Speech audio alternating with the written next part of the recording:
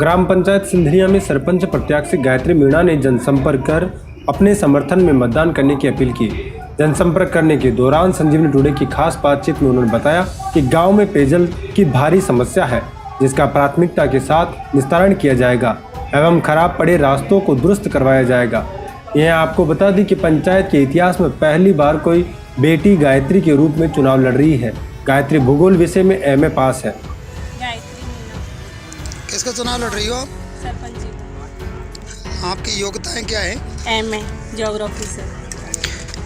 गायत्री जी, हमें ये बताइए, यदि जनता आपको चुनाव जिताकर सरपंच बना देती है तो आपके विकास का एजेंडा क्या है?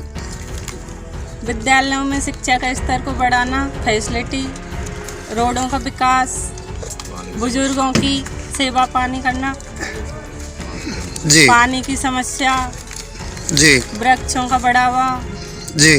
ये सब। इसके अलावा जैसे कुछ समय से हमने एक सर्वे कराया की प्रॉब्लम।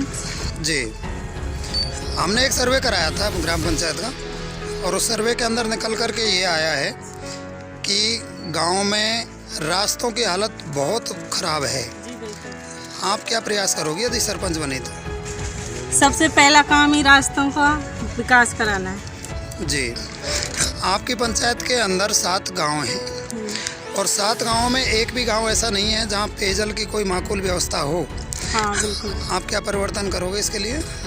जगह जगह हैंडपंपों की, बोरों की व्यवस्था, नलकूप, कुंडे बनवाना, जी घर घर में शौचालय।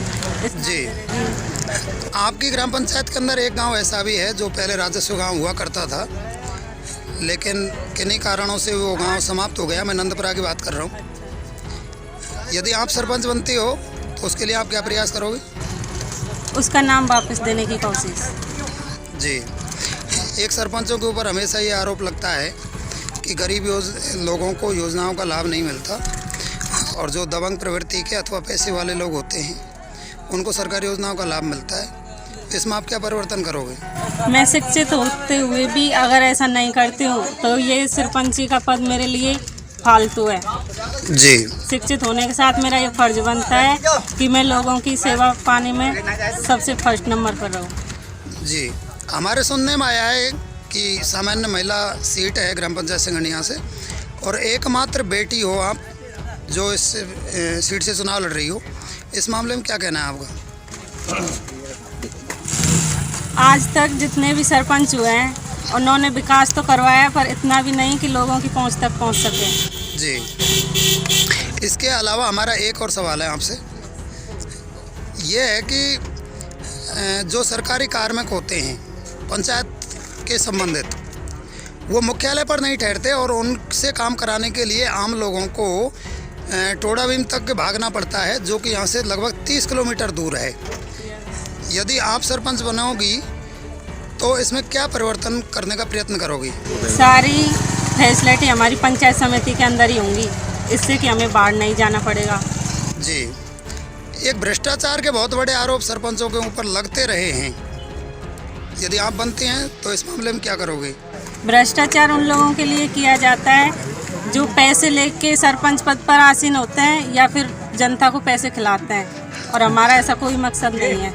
जी, यानी आप आश्वस्त करना चाहते हो जनता को कि ईमानदारी से काम होगा। हाँ बिल्कुल। इसके अलावा एक और सवाल हम आपसे पूछेंगे। हमेशा एक आरोप आम लोगों का रहता है, लोकतंत्र में जनता मत देती है, अपना वोट डालती है और अपना प्रतिनिधि चुनती है, लेकिन इसके बावजूद जो सरपंच पद के उम्मीदवार होते हैं चुनाव से पहले बहुत लंबे चौड़े वादे करते हैं और बाद में जाके मुकर जाते हैं। ये जनता का आरोप है। तो इस संबंध में आपका क्या कहना है? आप क्या परिवर्तन की उम्मीद करते हैं करें आपसे?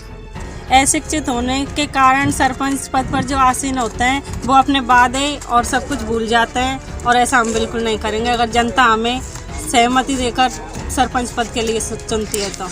अभी आप चुनाव कैंपेन कर रहे हो, आपको किस तरीके का रेस्पॉन्स मिल रहा है जनता की तरफ से? बहुत अच्छा, एक तरह से बहुत अच्छा सहयोग मिल रहा है। जी, आपकी समीपवर्ती एक ग्राम पंचायत है नांगल शेरपुर, वहाँ से भी आपकी तरह एक बेटी चुनाव मैदान में है।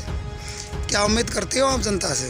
वो भी उम्मीद करती हूँ कि वो भी मेरी तरह शिक्षित होगी, मेरी तरह उनकी सोच होगी। रोड, स्कूल, शिक्षा, लेडीज़ों की प्रॉब्लम्स, पानी, सब कुछ की व्यवस्था करेगी।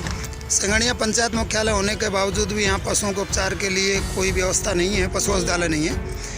आप इसके लिए क्या प्रयत्न कर सकती हो यदि जनता ने मौका दिया तो? हमारे पास काफ़ी ज़मीन पड़ी हुई है, उम्मीद करेंगे कि हम यहाँ पर हॉस्टल, गौशाला और डिस्पेंसरी वगैरह की व्यवस्था कर सकेंगे। ऐसी ही खबरों के लिए आप हमारे चैनल को सब्सक्राइब करें, साथ ही बेल आइकन को जरूर दबाएं।